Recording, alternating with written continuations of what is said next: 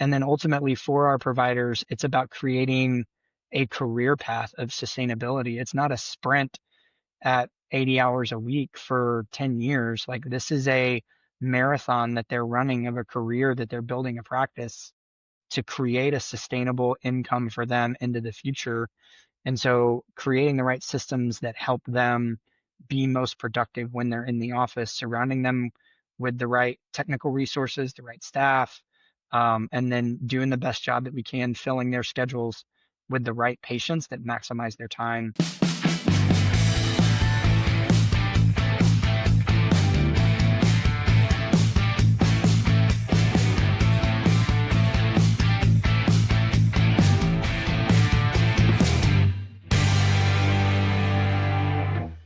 Welcome to season 2 of the Ophthalmology Experience, powered by Boost Patients. Today, we're joined by our first returning guest, Ben Seals, the CEO of Thomas Eye Group, one of Atlanta's leading providers of comprehensive eye care. Under Ben's leadership, Thomas Eye Group has doubled its market presence and grown key service areas by more than 25%. With a background in operations and data-driven strategy, he has led major integrations across physicians and locations, executed equity partnerships, and championed new AI applications that are reshaping patient care and ophthalmology. Ben, good to have you on the show. Thanks for being the first return guest. Guido, it's great to be back. I appreciate what you're doing for the industry and excited to have another conversation with you. Yeah, no, awesome. Appreciate it. Really looking forward to hearing a little bit about what has gone on with you and Thomas Eye and just other things that you're connected with since the last time we connected. And maybe we can go off the beaten path a little bit instead of talking about stuff people expect you and I to talk about, which is like tech, data, stuff like Yeah. that. We can go off the path and talk about some stuff that's interesting as well, and just other stuff. You know, because I wonder simple things like what do you do to just stay sane outside of what you do all day? Because do you work out? Do Yeah. that kind of stuff? Because that's the stuff that I struggle with, like in my age. Yeah. What do you do? So I am a creature of habit. I have a certain rhythm that I need to maintain. I love going to conferences, but I think the thing I dislike most about going to conferences is it breaks my routine. So my normal routine is 4:30 every morning. My alarm goes off. And I get up super early because I've got 4 kids at home. I love them to death. But if I want to get any sort of personal prayer, thought time in the day, I have to do it before the chaos begins. So I get up at 4:30 Yeah. every morning, have some personal time where it's just me and my Bible in a quiet place, sitting there, journaling, doing that part of my process. And then I do work out, whether you believe it or not, whether I look like it or not. I work out. I do CrossFit. So I am Uh-huh. one of those Uh-huh. CrossFit junkies that I am there at the gym 6 a.m. probably 4 times a week on a good week. And I like the camaraderie aspect of it. I like the accountability aspect of it. And they are workouts that I would never do on my own. And so it pushes me outside of my comfort zone to do things that otherwise I wouldn't normally think to do, like a Yeah. burpee. I hate them. Yeah. Yeah. That's I like the 4:30 and the procrastinator, the lazy person inside of me is like, all right, I'm gonna do it now. Like, because you're right, you got to do stuff in the morning Yeah. because once the day gets going, it's hard. And then I think I don't know if you got 4 kids. I've got 2 daughters. My youngest is a senior in high school, and before that, you start feeling guilty, or the lazy person you comes up with all these Oh, yeah. reasons why it's not going to work, or oh, I need to get home because this or whatever, and then you just don't do it. Right. But then I've also been the kind of person that's really hard, like getting up at 4:30 to start working out at Yeah. 4:30.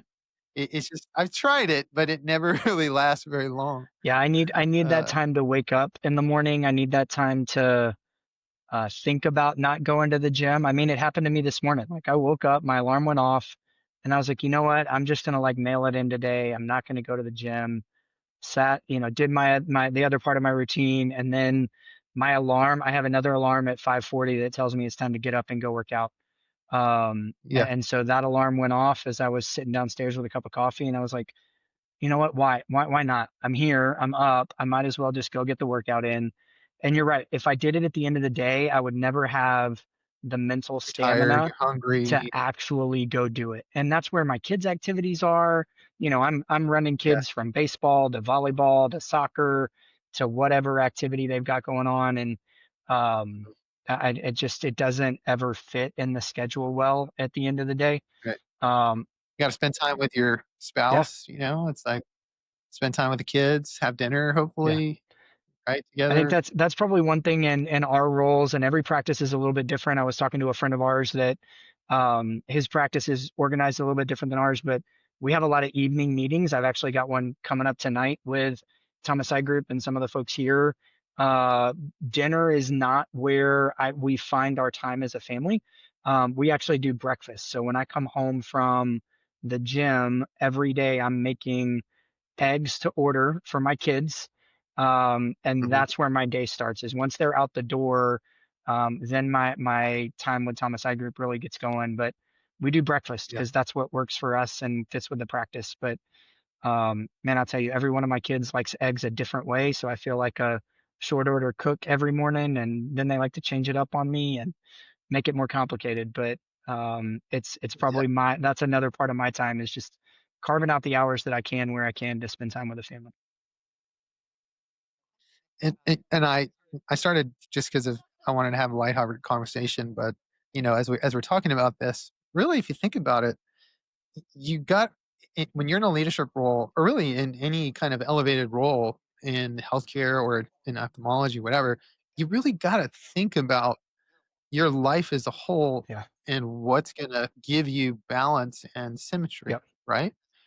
Because as you described, you described a very intentional Yeah. day, and how and why that makes you the best version of yourself, so that when you get to the workplace or you're talking to physicians, you have enough mental stamina that you've read some scripture, or you've spent time with your Yeah. family, you've journaled, you're coming in with like, okay, I'm Yeah. armed, I'm ready for this I've got day. my cape on. I'm ready to go. Yeah.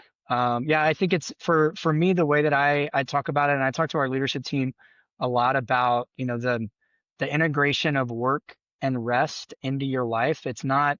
I try not to talk about it as a balance of life and work because I believe we are meant to work, and so it's not about trying to balance living and working. It's how do you exist with the job that you have, the gifts and the talents that you have, and finding that right balance of work and rest and play and personal and professional. And it's this constantly evolving, multifaceted seesaw that inevitably I'm always out of balance somewhere. But that's where Right. good community, whether it's at work and the folks that you work with, your doctors, your managers, at home with your spouse, your significant other, your kids, they're always calling out when you're out of balance and helping giving you that feedback of, hey dad, where have you been lately? Because you've been working late all the time, or hey, we're ready for breakfast. Where are the pancakes? That kind of thing. So I think it's opening those conversations and being willing to have those at work, and really help everybody understand that it's a rhythm and a balance, and that's how I structure it. Different people have found their own path and their own rhythm, but truly believe that it's an integration of work into that rhythm of life, that we're all Yeah. working I through. like I like the way you frame that, because it makes it, because I think that when you say work life, it makes it seem like work balance. It makes it seem like one's horrible Yeah, and one's good, right? Like, and you have to balance it too.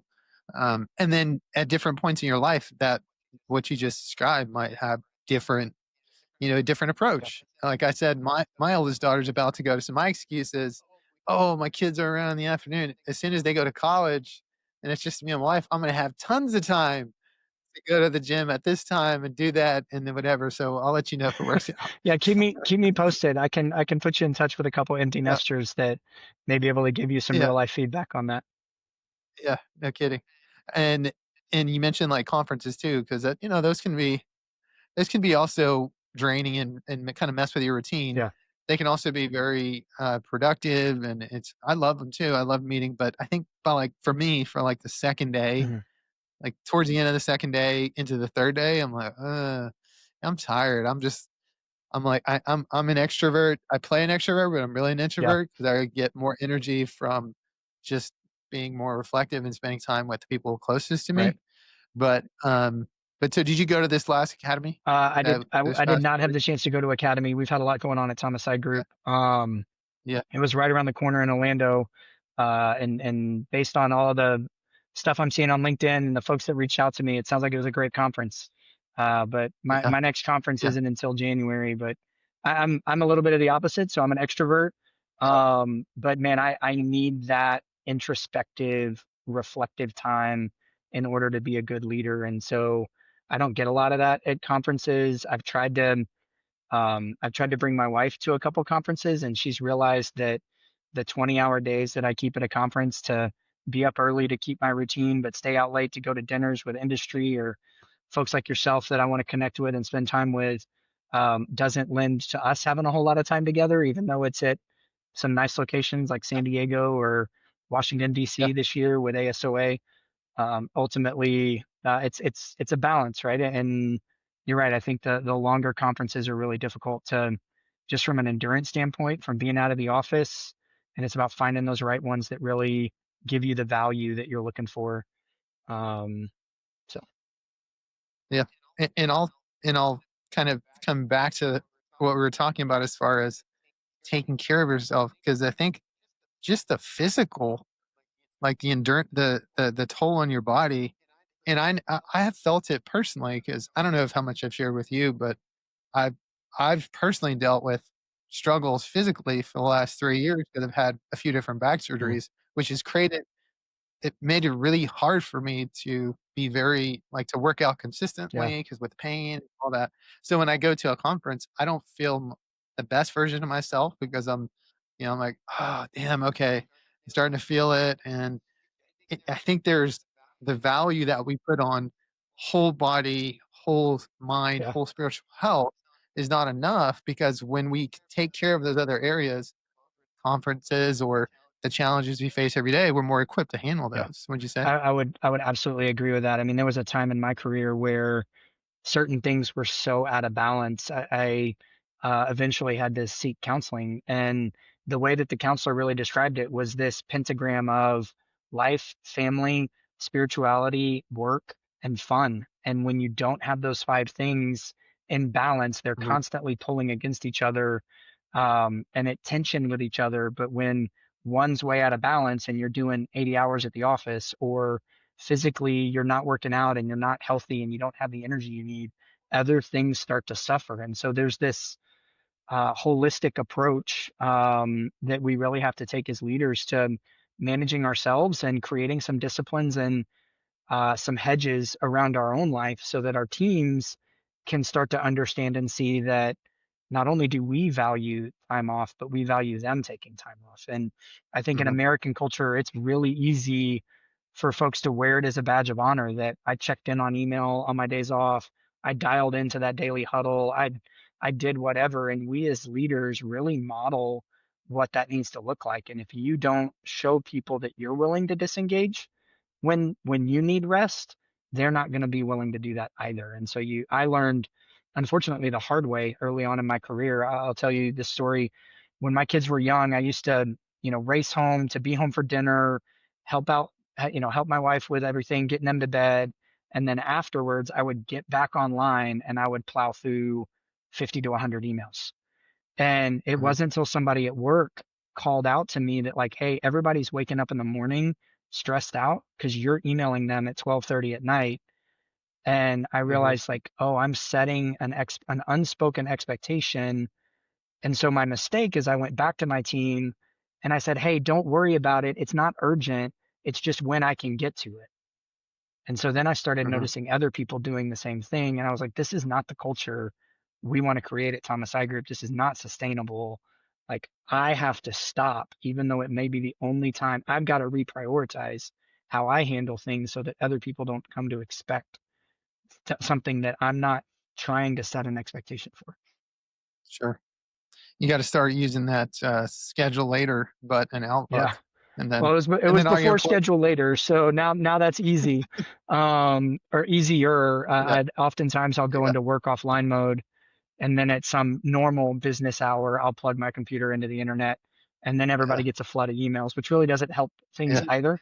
yeah, yeah, Um, yeah. Exactly. but Yeah, I'll get it at one yeah, time. So you mentioned, I want you to just repeat it because I thought it was a really good way to look at things as 5 pillars of yeah, life balance. Or say it again. yeah. So it's fitness, family, spirituality, professionalism, and then Fun. your own personal development. So there's some, Yeah. and I think I said it a little bit differently earlier, but Uh-huh. ultimately you have to invest in yourself personally. You have to be developing yourselves. We as leaders have to be sharpening that saw of getting better in whatever it is that we enjoy. So for you and I, that's AI and technology and data and looking at those things. Maybe it's reading books, whatever that looks like for you.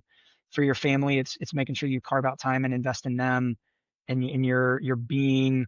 There's one job on this earth that nobody else can do other than Guido, and that's be a dad to your daughters. Yeah. Every other job somebody else can do. And that's a hard reality to hear, but it's a really good pill to swallow and understand that your family needs you first. Your significant other needs you first. Professional, making sure that that's in balance and there's seasons, right? And if you think of the agricultural seasons, the agrarian society that we used to be, they don't plow and plant year round. There's seasons Mhm. for planting, there's seasons for plowing under or harvesting, but sometimes there's time just to let the ground lay fallow.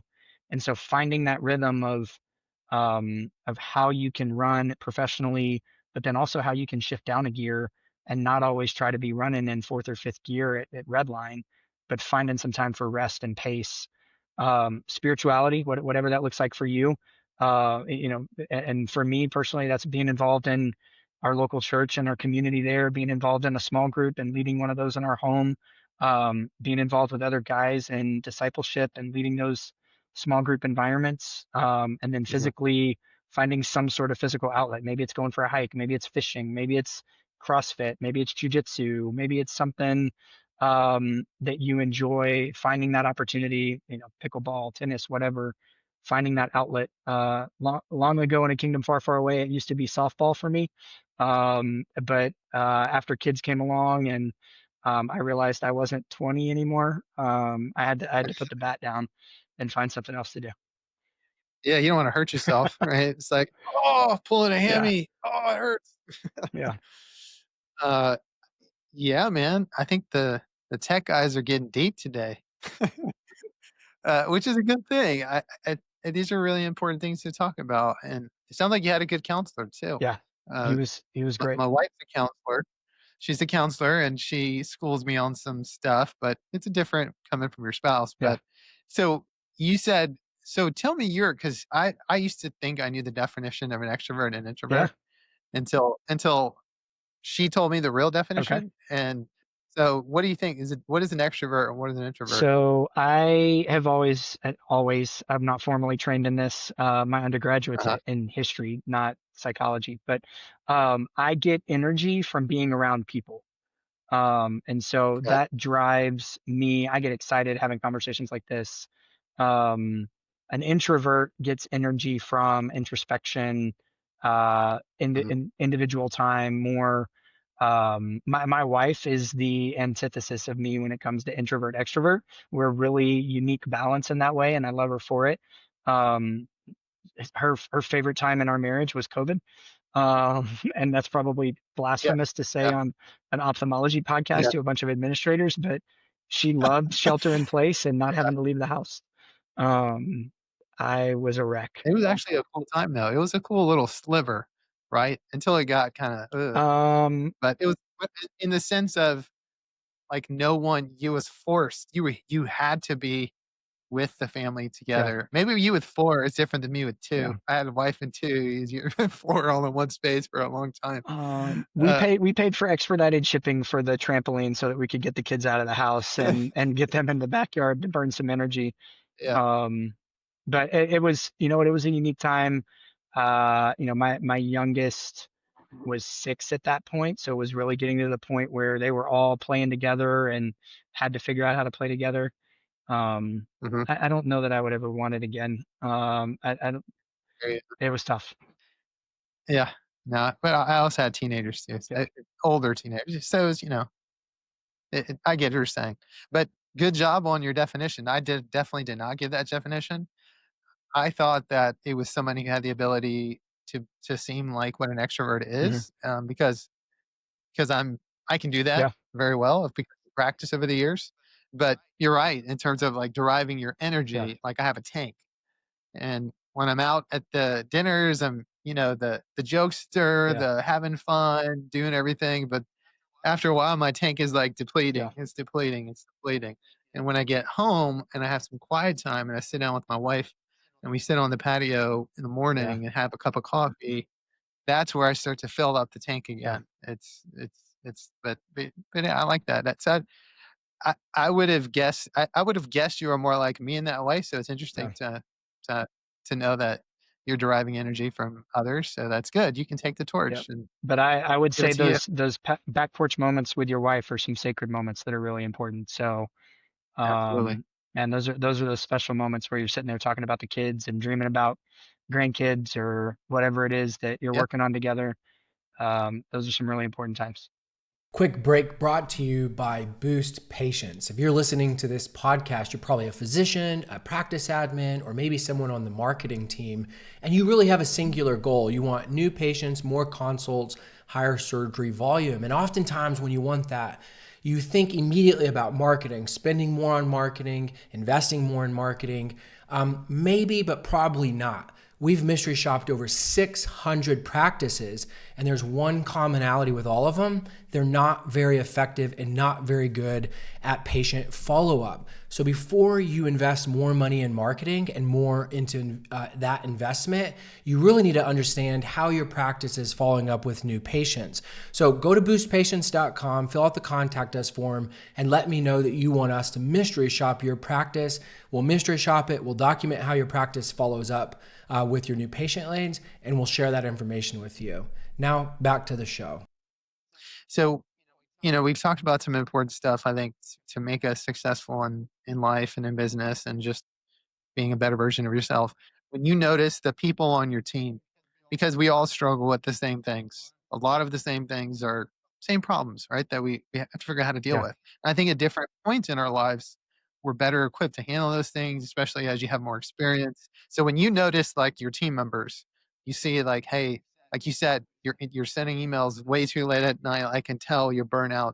I can tell. How do you start to coach and develop your team Yeah. so that they don't go down that path of flaming out, and then how do you pull them back? Yeah, one of the leading principles that we have at Thomas I is compassion. It's one of the pillars that we talk about, and I think in those moments where you start to see that, and you start to see that exhaustion, you start to see that short fuse.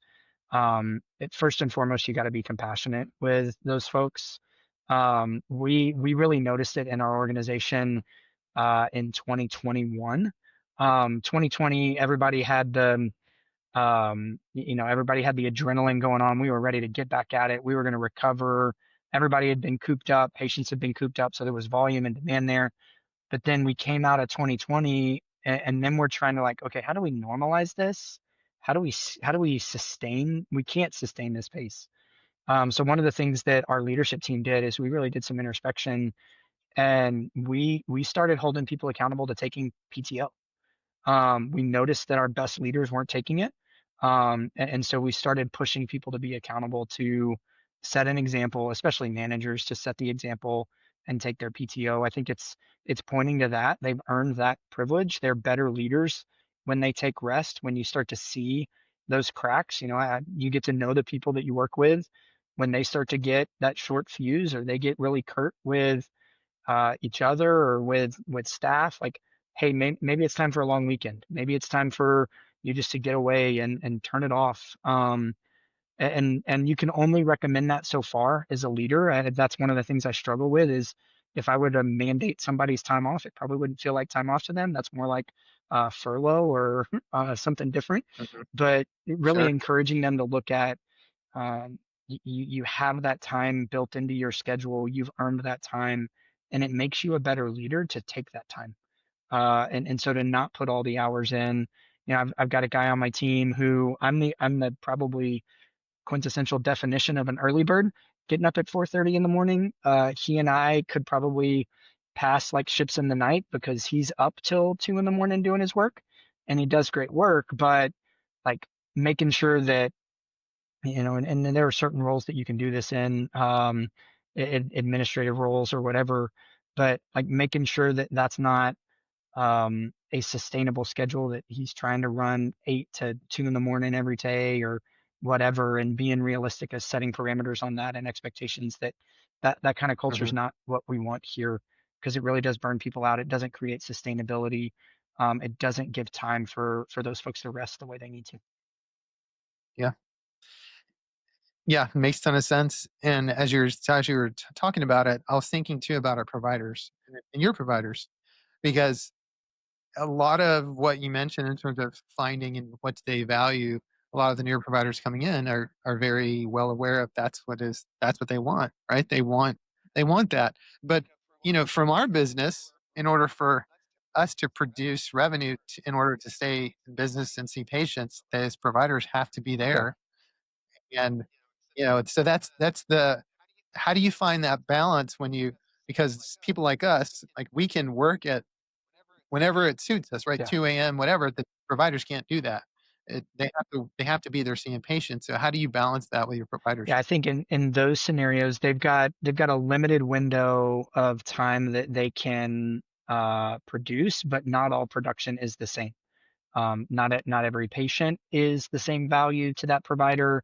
Not every patient is appropriate to that provider, and so it's really finding the opportunities to have the dialogue around what is the most essential patient that you need to see, what's the most essential work that you need to do, and then ultimately for our providers, it's about creating a career path of sustainability. It's not a sprint at 80 Mhm. hours a week for 10 years. Like this is a marathon that they're running of a career that they're building a practice to create a sustainable income for them into the future.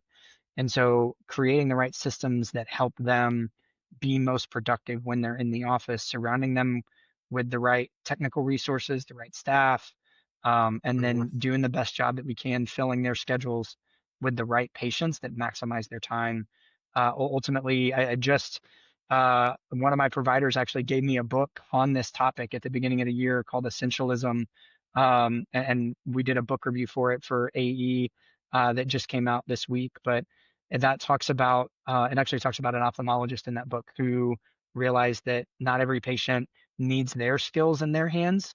They're better Mhm. suited in some maybe another doctor's hands for the skill sets and the licensure that they have, and Right. engineering that practice around highest and best use of time.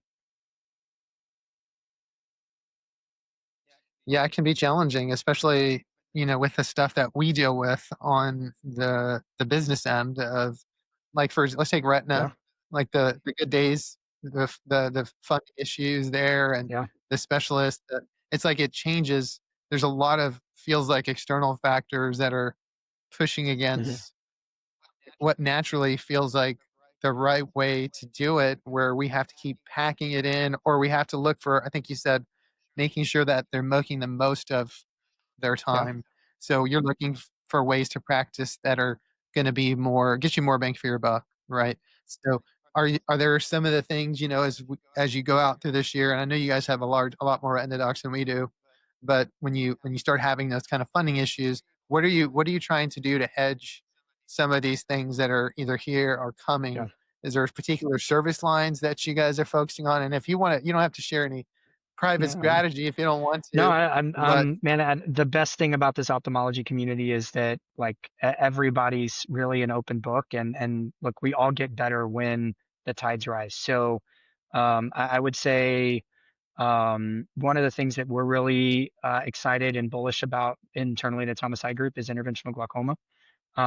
There's a lot of new technology in that space. There's a lot of great opportunity to impact the longevity of patients and care and create better outcomes by making sure that our glaucoma specialists or our interventionalists could be a comprehensive doctor that wants to be an interventional glaucoma specialist, or interventionalist is what we call them. Giving them the opportunity to see the right patient at the right time in their continuum of care, and then partnering with creating this alliance with our network of ODs or our internal ODs into the practice to help create a continuum of care where it's shared in the practice and that patient's receiving the access that they need, but not always trying to see a surgeon for non-surgical visits. So interventional glaucoma, Right. I think, is where we're seeing a lot of movement within our practice, and putting a lot of effort into that. I think on the retina side, there's a lot of different things moving around on our retina side. So we're busy trying to build our retina team. We have more retina demand than we can currently service. So we're trying to have some internal conversations around what is the appropriate provider type for the different services that are being rendered. How aggressive are we willing to be in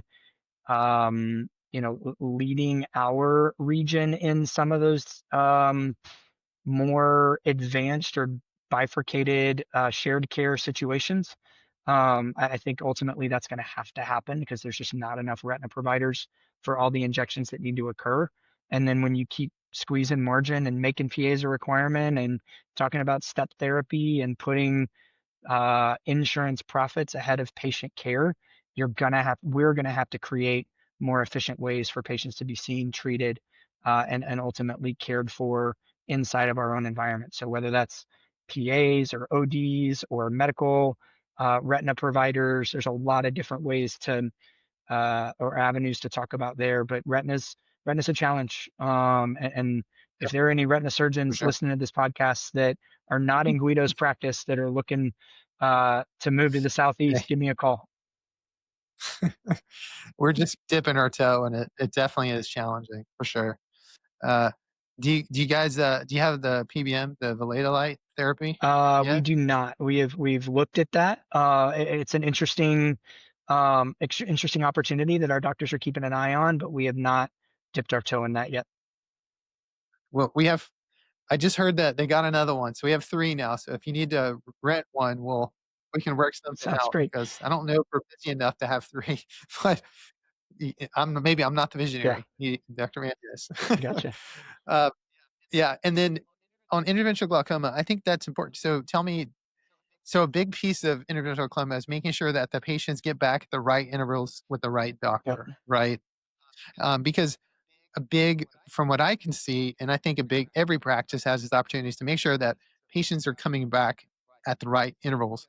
Because I recently had a data study done hmm with Brevium yep, as they were, trying to give us a picture of what's happened over all these years that we've been using them, and it was really eye opening to see how infrequently yeah, patients come back for their scheduled visits, and then what's that the outcome for the patients, and then what's the financial outcome to the practice of when you have so many leaks in the practice. So is there anything new that you guys are talking about in terms of process, trying to make sure, if is it a communication thing, is there a technology solution, like to get patients in at the right yeah. intervals so that everyone And wins? I would say Brevium's one of the best tools out there, and some of the things that they've been built specifically for glaucoma have been really helpful for us on this journey to be more interventional. Obviously, similar to your situation, we found a lot of leakage related to our glaucoma patients, and it's glaucoma patients that would tell you they're active Thomas Eye Group patients.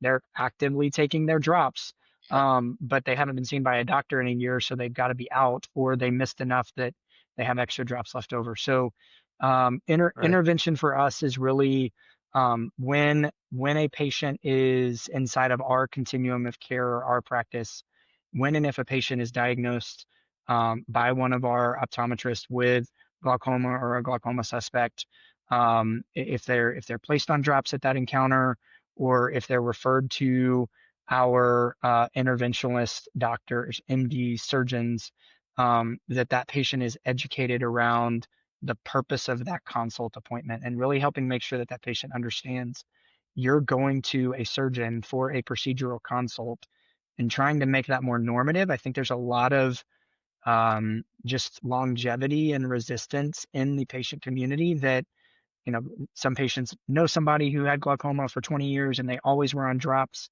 And so when you tell them there's now a procedure that we can do that alleviates their burden of drops or helps them reduce their need for drops and then ultimately creates positive visual acuity outcomes for those patients based on the light trial study and some of the other things that have happened, and some of the other data that's come out. Ultimately, it's about drops as a bridge to some sort of procedure, whether that's a combo cataract MIGS, standalone iStent, Omni, Zen, SLT, whatever that needs to look like for that patient.